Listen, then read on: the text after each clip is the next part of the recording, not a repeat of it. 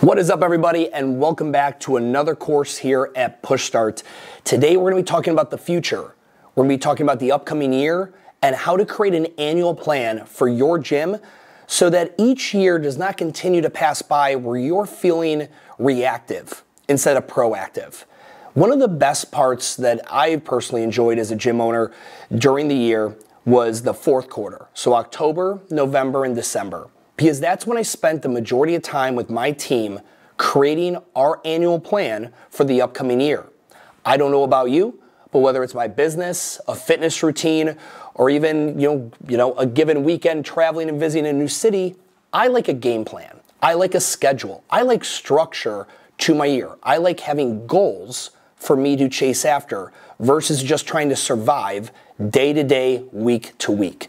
So that's what we're going to be going ahead and discussing today. Grab something to write with because you're going to want to take notes on this as you start thinking about how to create your annual plan for the upcoming year.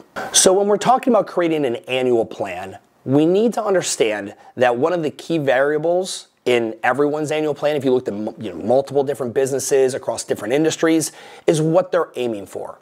I've seen annual plans from within the fitness industry and outside of the fitness industry that have looked completely different. However, I think there's 4 elements that every gym owner would benefit from having within their annual plan. Now, you can expand upon this and you can constrict it if you'd like. I recommend you stick with these 4. It's going to allow the most broad and overall success in the various departments of your business and your life for a gym owner. So when I go ahead and create an annual plan with a gym owner, I'm looking to create a macro level goal across 4 different categories: business, human resources, so the staff, client experience, and then a personal goal, one that has nothing to do with the business at all. It is 100% selfish and does not benefit the business in the least. These are the 4 macro goals that we go after. Right? Obviously, when we're looking at the business-based goals, we're discussing KPIs to help grow revenue. When we're talking about HR, we're choosing something in which is going to grow or sophisticate your staff. That could be in terms of continuing education, increased pay structures, or different type of compensation plans, or simply expanding out your team and taking off some of your hats and hiring someone else to wear them. When we look at client experience, we're discussing things that are going to improve the experience for the client, period. If you were to just ask yourself, what would make this better for them? What would make this better? It's a very simple question. You need to make sure to not have your bias and your lens on it. A lot of times gym owners are like, oh, if I bought this new piece of equipment, it would be better for them. When the clients don't even know that new piece of equipment exists, they would just much rather have a cleaner bathroom with a fresh paint job and some new amenities inside of it. That's generally where we get into surveys and we need to be talking with our customers. What can we make better about this service? And then finally, a personal goal. Something's going to help you avoid burnout and enjoy your work-life balance. We pour so much of our lives into our business that it's important for this business to repay us. Not only from monetary, owner distributions or payroll or whatever it may be, but from actually allowing us to enjoy the type of life we want. I had a gym owner tell me, I have not gone skiing since I started my business 6 years ago, and I used to be an avid skier. So one of his personal goals that we set was, I want to go ahead and ensure that I'm able to go on 3 ski trips this year.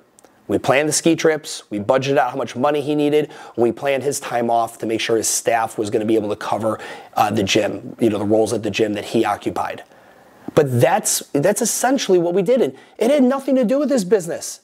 But it was something that's important because if you or me as the owner, if we burn out, if we ultimately feel like our personal life is not improving with all the effort we put into this business, it's not going to be a good situation. Now, a macro goal is what I was discussing, right? We're talking business, HR, we talk client experience, and personal. But in order to achieve macro level goals, we have to have micro, or you can consider these meso level goals. We're going to refer to as micro for today. Now, a macro goal would be sitting down and let's say we're in the realm of business macro goals.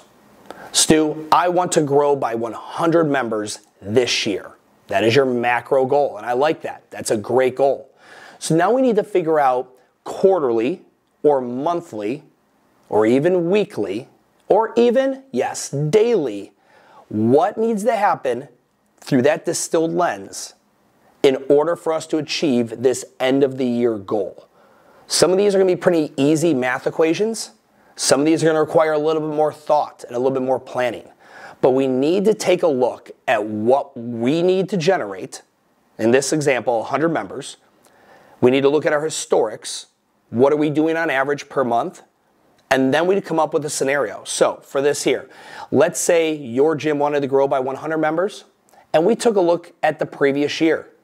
And we realized, well, in order for us to get to 100 members, based on what we've done this past year, we would need to net at least 8 memberships per month while having a 96% retention.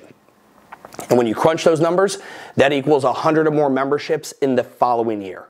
Because see, to identify only a macro goal is great, but it doesn't give us direction as to what we need to achieve. Now this gym owner knows 8 net memberships, meaning I sell 10, I lose 2.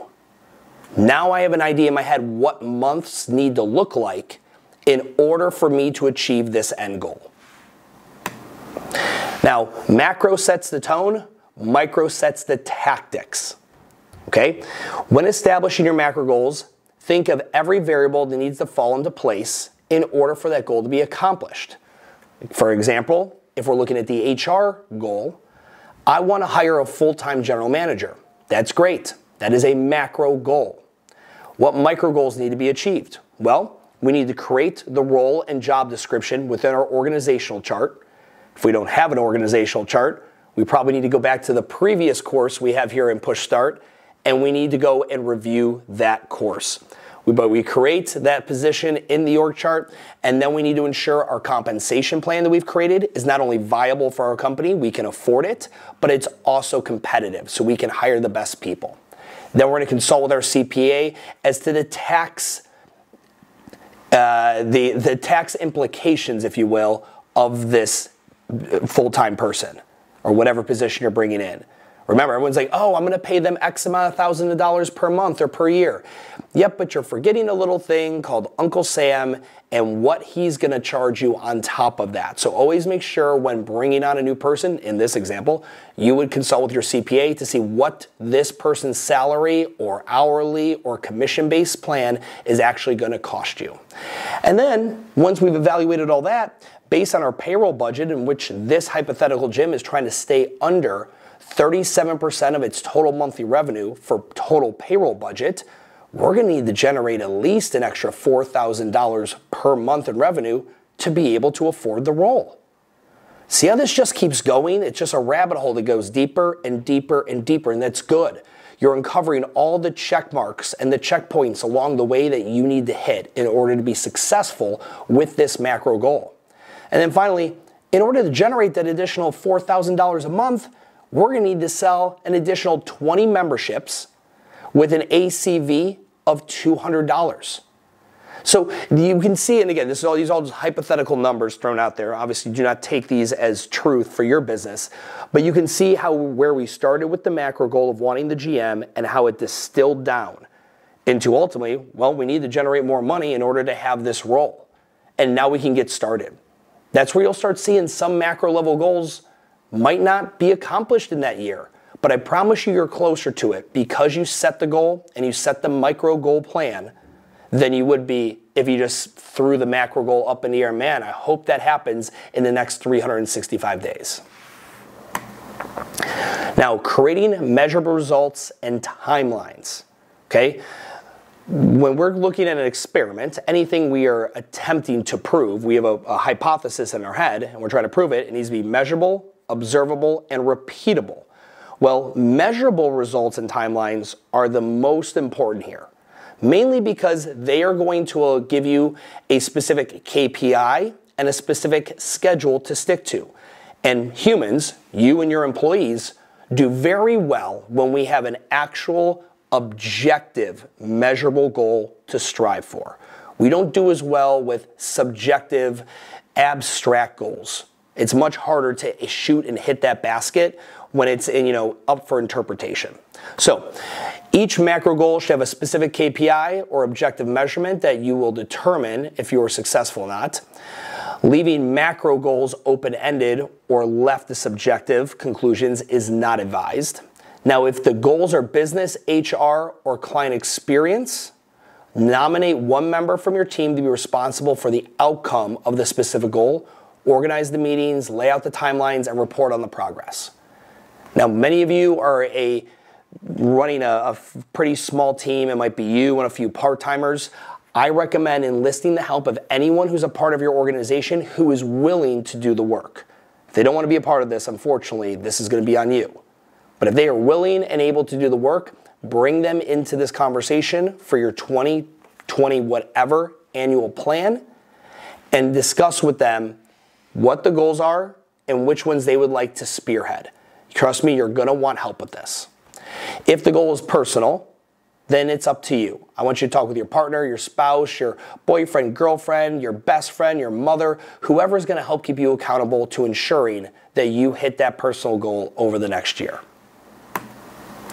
Here's an example. So for a macro goal, I want to travel with my spouse to Dublin for St. Paddy's Day this year and be gone for 14 days. That is a pretty awesome personal goal, one that I fully support. Now, here's all the micro goals that would need to happen along the way. The trip is estimated to cost $12,000. So we want at least $14,000 in our savings account for these type of trips. A little bit of buffer in there, okay? I've never left the business for this long before, so ensuring that my general manager has all the tools to be successful will be important. So I'm going to schedule a series of meetings with them leading up to my departure to ensure they have everything they need. Ensure we have no large events planned at the gym. How many times does a gym owner plan a vacation only to realize, oh man, we do that annual 5K charity every year at this time. Now what am I going to do?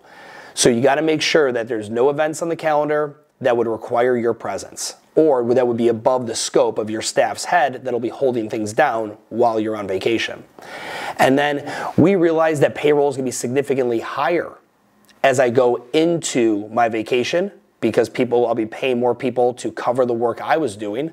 So I'm probably going to reduce my payroll by a specific percentage leading up to that and pocket that money into a little savings account so I can then use it when my payroll spikes up.